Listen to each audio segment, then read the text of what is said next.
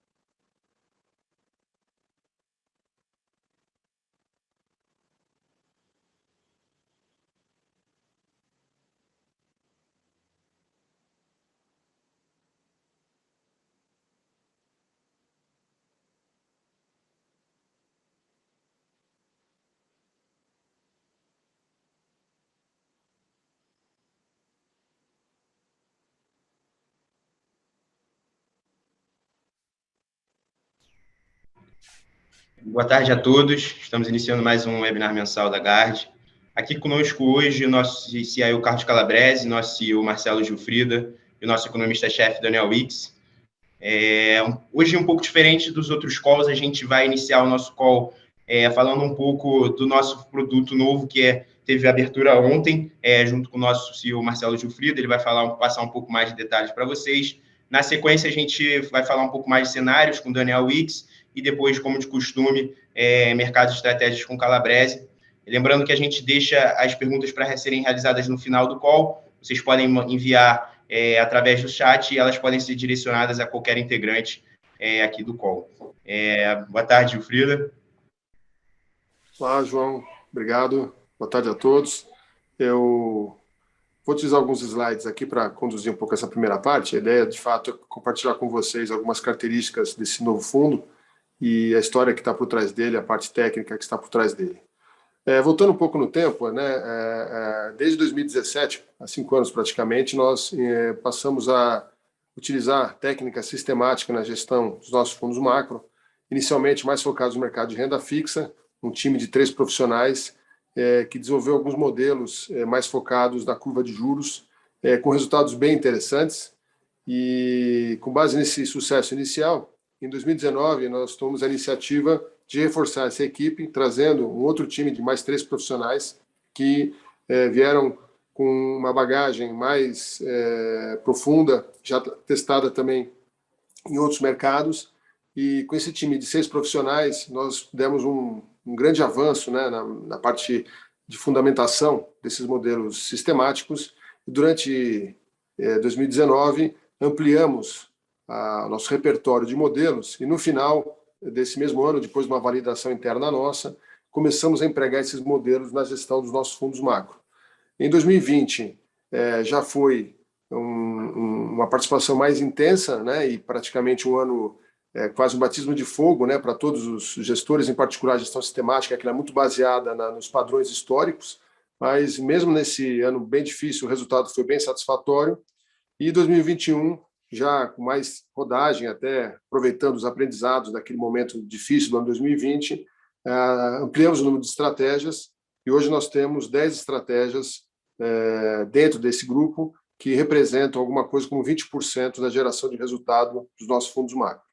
Então, dentro do plano de voo que nós tínhamos traçado lá em 2019, né, havendo cumprido todas as etapas, nós chegamos agora em setembro com tudo pronto para lançar esse novo fundo, o Pascal, que é a consolidação dessas estratégias todas num único fundo, que é um segmento que também vem crescendo no Brasil, é muito bem estabelecido na parte internacional.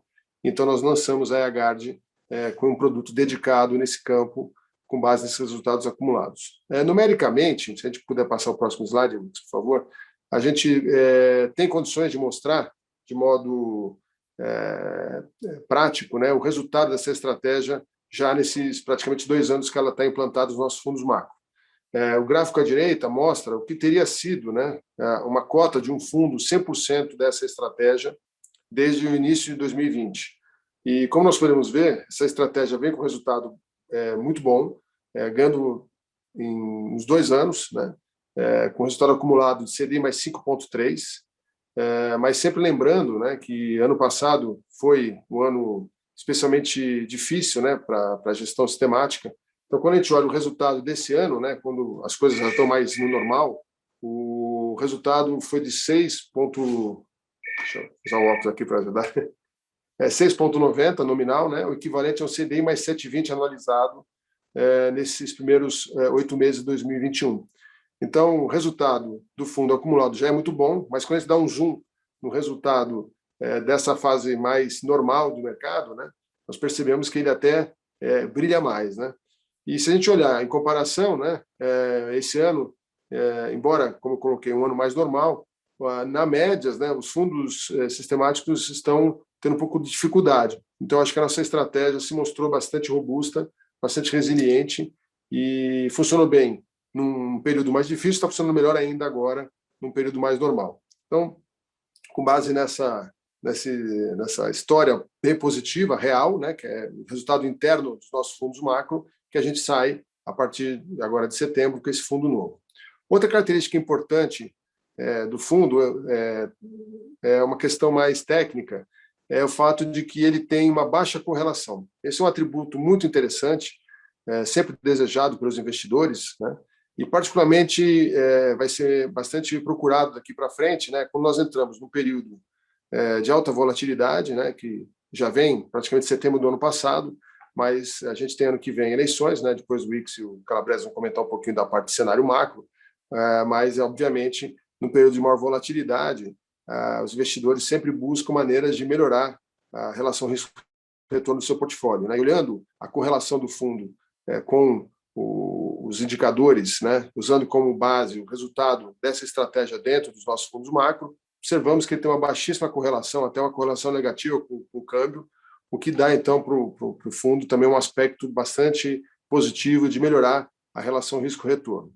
Essa estratégia tem, com esse resultado, como eu falei, praticamente esse ano de CDI mais 7% e uma volatilidade de 7%. Então, o Sharpe dele, histórico, do período todo, desses 19 meses, é de 0,73, um pouco mais alto nesse período mais recente também, que o colocaria em destaque, não só na rentabilidade, como também na rentabilidade ajustada ao risco na família de fundos de gestão sistemática, né? Então, dando as características mais específicas do fundo, o nome do fundo é Pascal, por favor, o próximo slide. Ele é um fundo que atua com 10 modelos em 3 mercados, mercado de ações, mercado de moedas, mercado de renda fixa, no Brasil e no exterior, né? Teve início agora dia 1º de setembro. Ele é um fundo aberto para o público em geral e com objetivo de retorno de CDI mais 5 a 7,5 e uma volatilidade esperada, como eu falei, da ordem de 7% ao ano. As características de movimentação também estão no próximo slide. É um fundo com liquidez D30, né? com liquidez D7, é uma característica que nós estamos testando na primeira versão do FIC do fundo. É um fundo que tem a sua carteira bastante concentrada em papéis líquidos, né? Então ele tem essa possibilidade de fazer uma movimentação mais curta para o investidor. Nós vamos começar com esse primeiro FIC nessa liquidez, depois, numa segunda etapa, vamos voltar à liquidez D30 normal. Então também é um aspecto interessante para o investidor nesse período de maior turbulência, ter um produto que tem uma liquidez maior. Então, é apenas um pano rápido, né? Uma apresentação bem sintética do fundo. Quem tiver mais interesse e gostar de entender com mais detalhes a estratégia e as características, por favor, entre em contato com o nosso time na área comercial. Estamos à disposição através do nosso e-mail e nossos canais em todas as mídias sociais. E teremos o prazer de dar mais detalhes para quem tiver interesse nesse nosso novo fundo. Passo então a bola para o Wix para fazer a sequência da nossa apresentação. Obrigado. Boa. Obrigado, Gilfrida.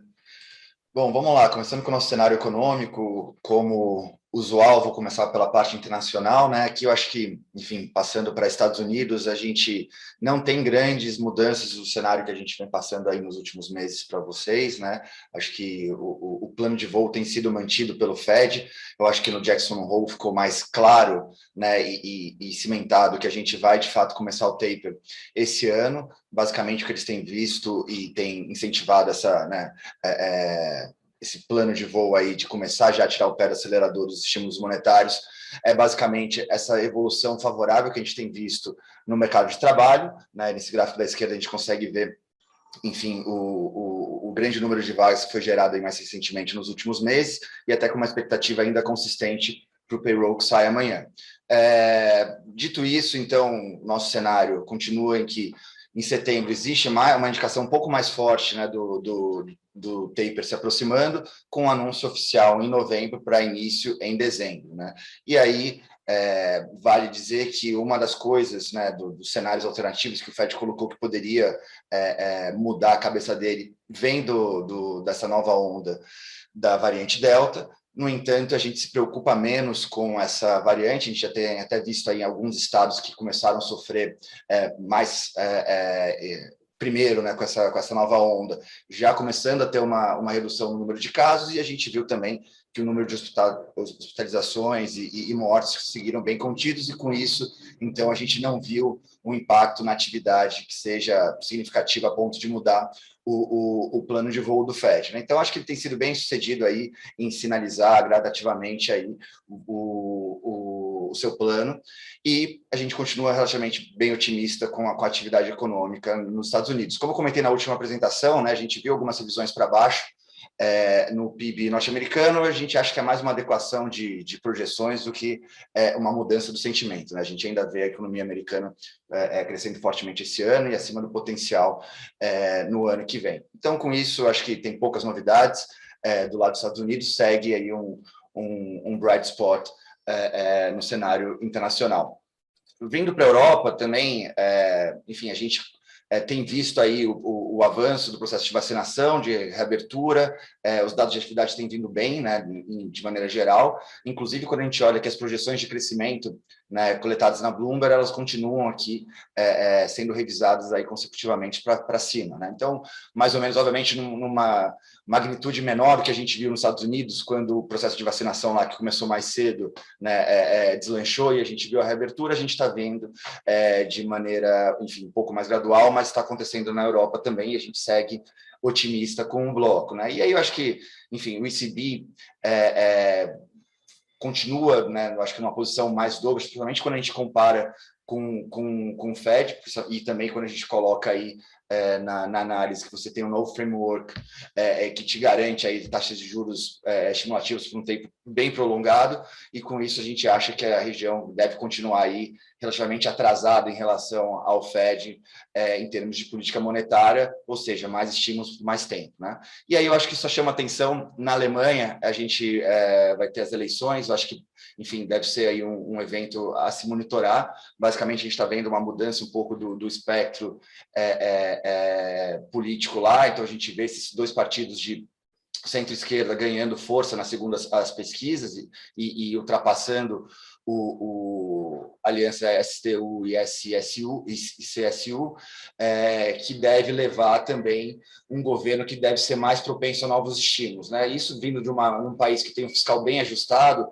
é uma boa notícia aí também, como um novo fator de impulso para a região vindo da Alemanha, tá? Então aqui também eu acho que segue um cenário positivo no pano de fundo internacional,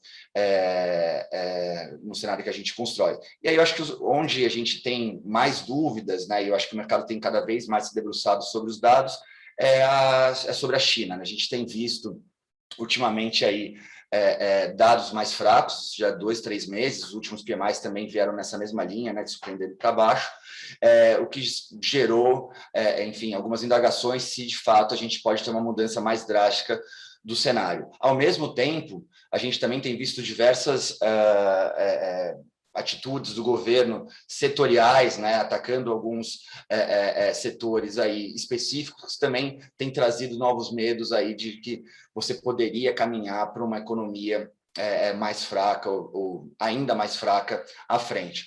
Aí acho que o contraponto disso, que a gente considera como uma salvaguarda, é que a gente já tem visto aí um discurso um pouco mais aberto a estímulos, né, principalmente do lado fiscal, que era o que onde eles têm espaço para fazer. Então, a gente acredita que você pode ter, no curto prazo, alguma recuperação cíclica, ou pelo menos estabilização cíclica, e respondendo a esses estímulos que devem ser feitos, mais para a virada do ano. No entanto, quando a gente pensa a China num período um pouco mais dilatado, o que a gente imagina é que cada vez mais, né, a política econômica será focada na qualidade do crescimento, né? E aí a gente, enfim, traz esse common prosperity, né, o termo que está sendo bastante usado lá nos discursos oficiais, que é justamente olhar para a questão da qualidade do crescimento, de redução de desigualdade, etc. E isso daí deve fazer com que o número de crescimento importe menos, né? Então a gente deve ver uma desaceleração mais estrutural aí da China nos próximos anos, mais focado aí na qualidade e não no número em si. Isso faz com que, enfim, ao longo do ano que vem, a gente tenha que se adaptar a esse crescimento um pouco mais moderado.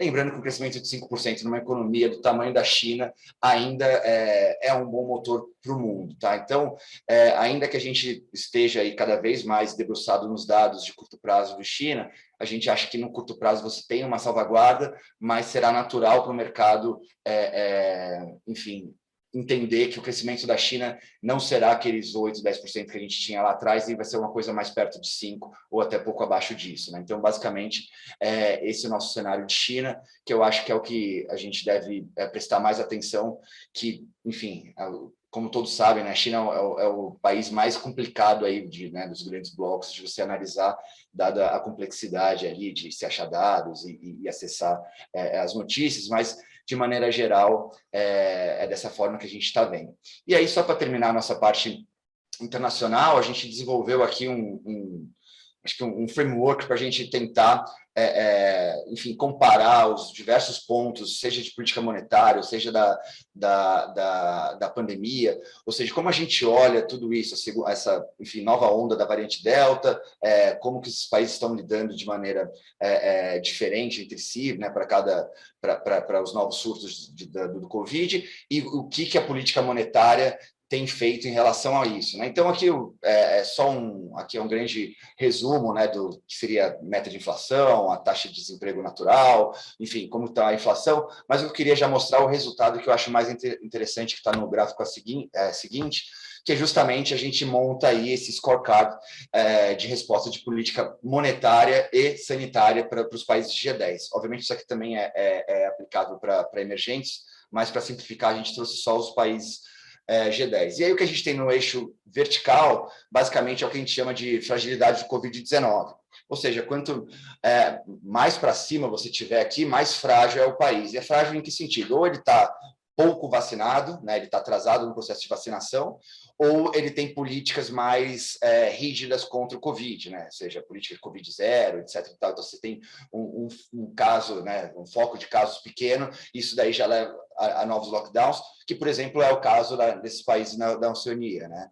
Tanto Nova Zelândia quanto a Austrália são os mais estritos aqui, que têm uma cobertura, né? Então estão atrasados em relação ao resto na vacinação e ainda tem essa política bem mais restrita, enquanto no outro espectro, né, olhando mais aqui embaixo, você tem Reino Unido, que tem uma vacinação super avançada, e Canadá e Suécia, aí, que estão mais abertos e também avançando de maneira mais rápida na vacinação. Né? Então, nesse eixo, a gente mede o que essa variante Delta e essa nova onda pode causar aí de reação, né, dos políticos, e aí no eixo da horizontal a gente tem o que a gente chama de grau de compromisso dos BCs, que basicamente qual que é a distância que os bancos centrais estão dos seus objetivos de política monetária. Né? Então, quanto mais à direita você tiver, mais distante você está, e provavelmente o Banco Central está numa posição mais dovish. Né? Então, de certa maneira, todos os bancos centrais embarcaram alguns tipo de forward guidance, e esses são os países que estão mais longe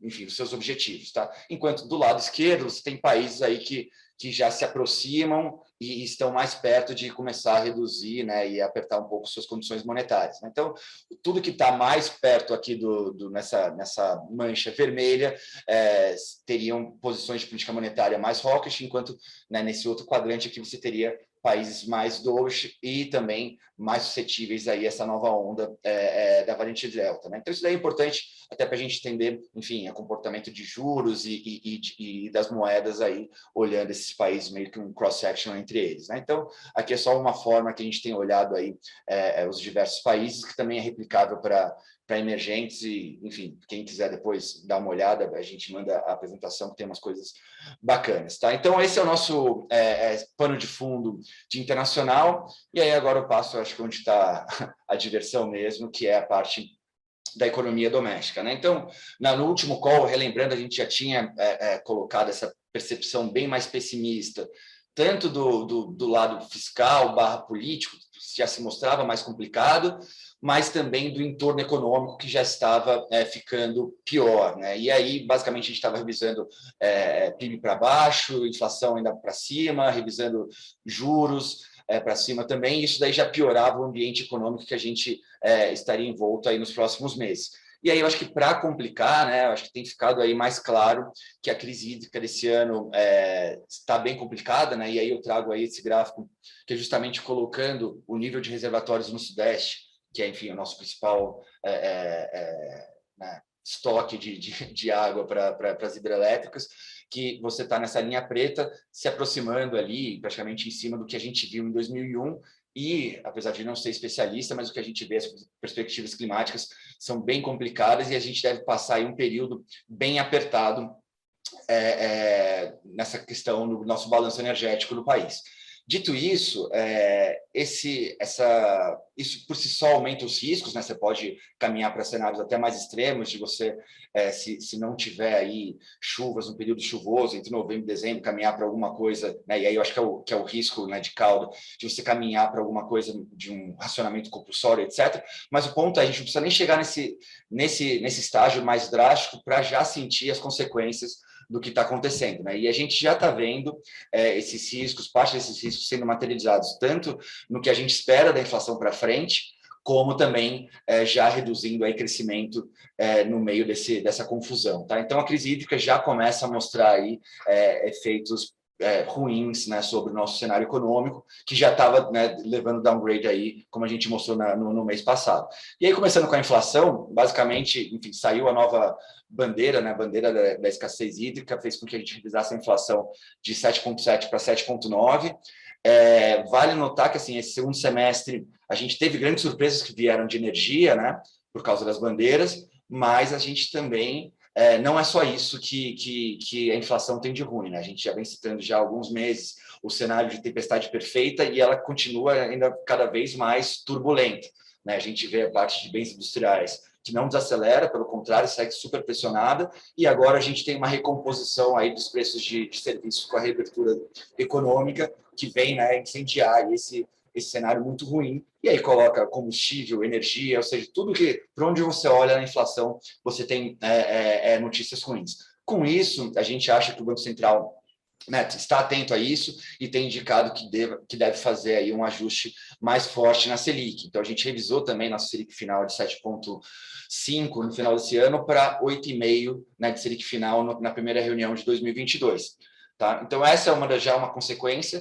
Essa Selic mais alta vai gerar um crescimento mais baixo à frente, mas também a inflação mais alta, além de acho que, enfim, acionar aí uma reação do Banco Central mais forte nos juros, também tem um efeito negativo sobre o espaço fiscal que a gente tem no teto, né? Então, assim, a inflação esse ano, especialmente, gera aí piora em outros, né, aspectos do nosso cenário doméstico. Tá? Vindo aqui para a atividade, né, basicamente, enfim, colocando na conta que a gente já começa a ver, né, os preços de energia subindo, isso daí começa já, né, é um choque de oferta que já está entrando na economia, com uma taxa de juros que a gente espera que vá a um nível maior. A gente revisou nossa projeção de PIB para o ano que vem, eu acho que isso é mais importante. A gente teve um ajuste de 5,5 desse ano para 5,3, basicamente pelo número do PIB que saiu ontem. No entanto, acho que o mais importante a gente revisar aí é a revisão que a gente fez do PIB do ano que vem de 2% para 1,4%, tá? Justamente incorporando aí condições financeiras mais apertadas, Selic mais alta e esse cenário mais desafiador de energia. Aqui não tem racionamento, aqui não tem. Então, assim, se a gente for fazer cenários mais drásticos, a gente pode chegar num PIB de zero, mas aí eu acho que é um cenário ainda pessimista de que algo além do que a gente imaginava aconteceu, seja no cenário hídrico, barra energético, seja no cenário fiscal, tá? Mas, de qualquer maneira, esse downgrade aqui no cenário de crescimento é importante até pro lado político, né? Porque você envolve um governo que já sai, né, de um ponto fragilizado num ambiente econômico, né, um pano de fundo econômico que é muito mais desafiador, né? Então, com isso, quando a gente olha, né, aqui qualquer avaliação ótimo e bom do governo, né, você já está rodando aí em níveis bem baixos, né? Então, na última pesquisa aqui da XP, você roda perto de 24, que são números fracos, né? Então, é um governo que já sai de um ponto mais fragilizado, não conseguiu capitalizar em nenhum momento essa melhor taxa de vacinação, né? Essa parte está indo super bem e até a recuperação robusta que a gente viu da atividade até o momento.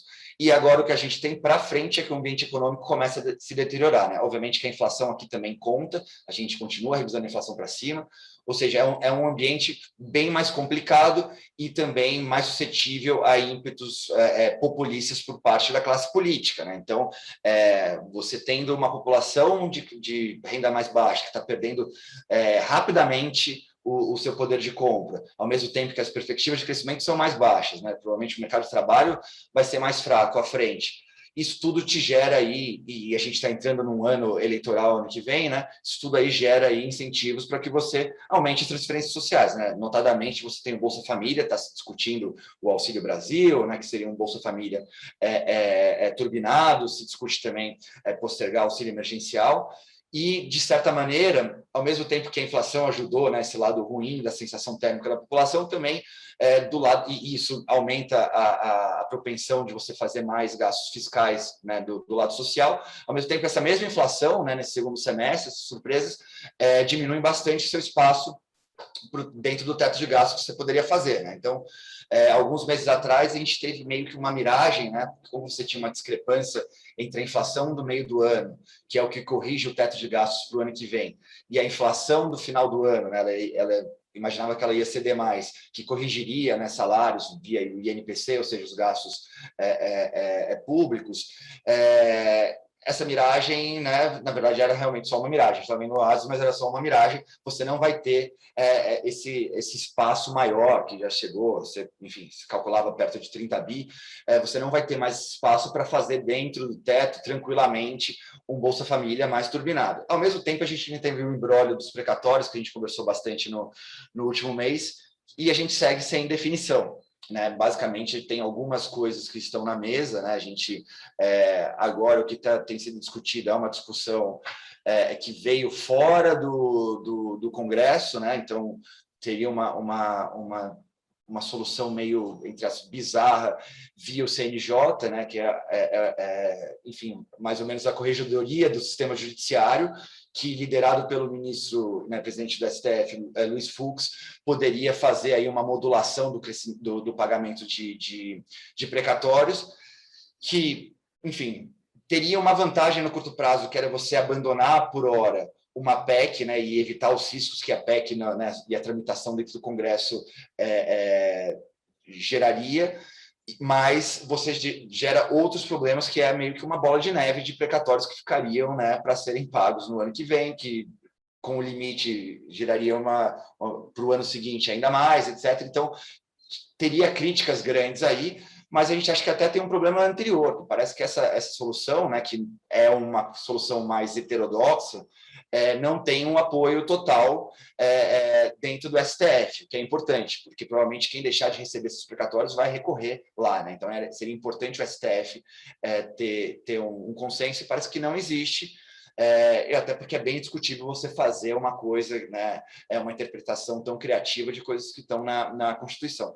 Então, assim, a gente até imagina que essa solução talvez deva cair, a gente deva voltar para uma solução de PEC. E qual que é o problema da solução de PEC?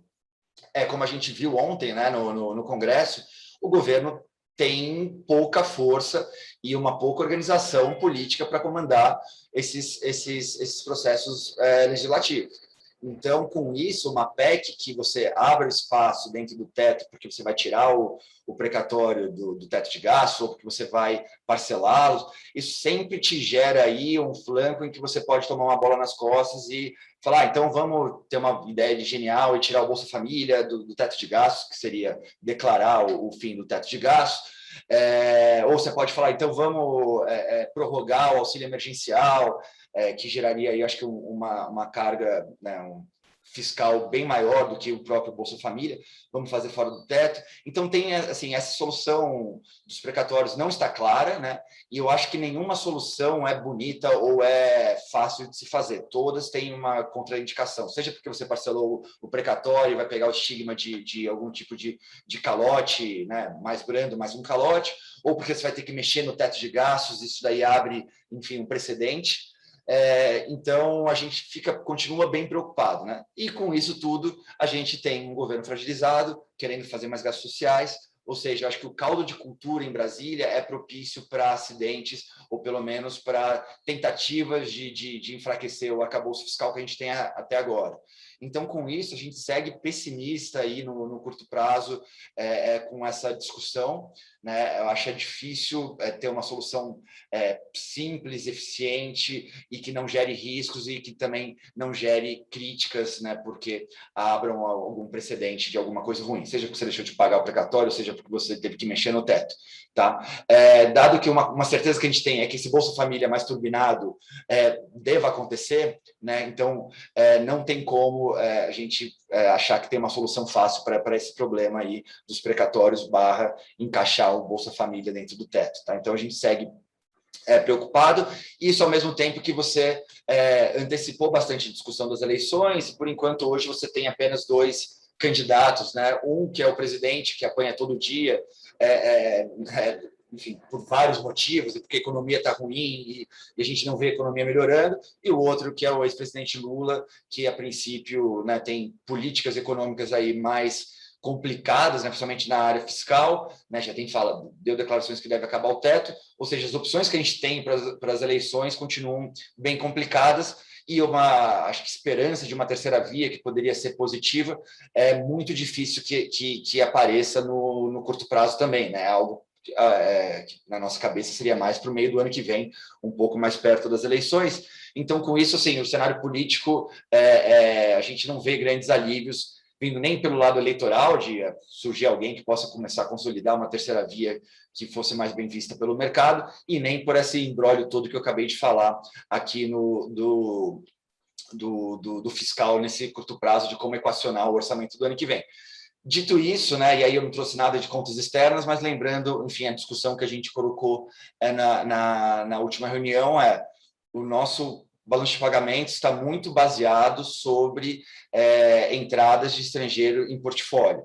Se a mudança do ambiente político / fiscal de fato gerar uma percepção de risco muito maior, esse dinheiro que tem financiado, né, nossas necessidades externas pode secar, e aí pode ser bem mais difícil, né, você conseguir financiar seu balanço de pagamentos. O que é estranho, né, dado que a gente vai ter conta corrente positivo, mas, enfim, como eu discuti, está na carta do mês passado, o balanço de pagamentos ele é mais frágil do que ele aparenta ser quando a gente olha nas suas entrelinhas. Tá? Bom, na minha parte, era isso que eu tinha para falar para vocês. Eu paro por aqui e passo a palavra para o Calabrese. Obrigado a todos.